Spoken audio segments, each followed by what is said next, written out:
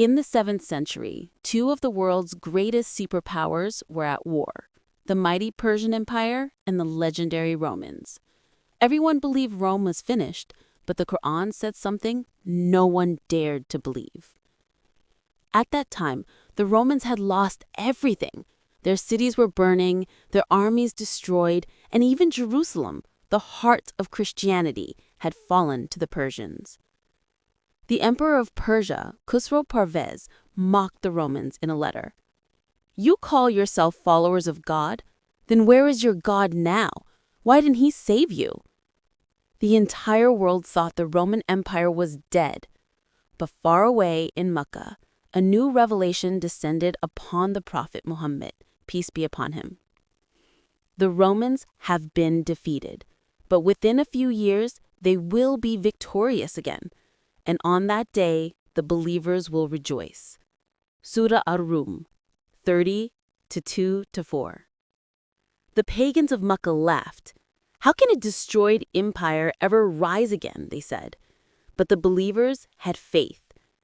Abu Bakr was so sure of the Qur'an's words that he made a wager.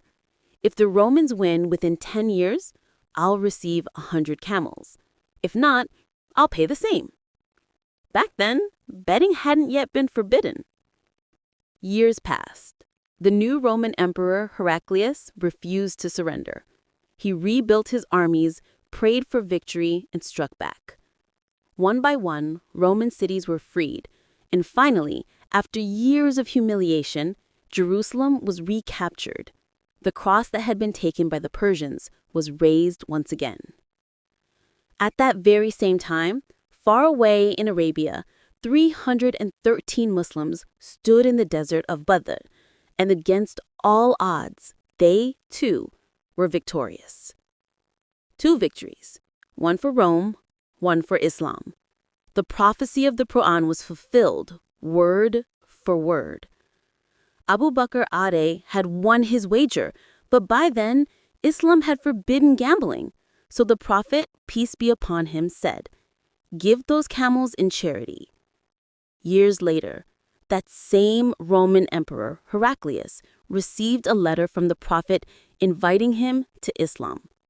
He never accepted, and soon after, the rising Muslim armies defeated both the Romans and the Persians, just as the Qur'an had promised.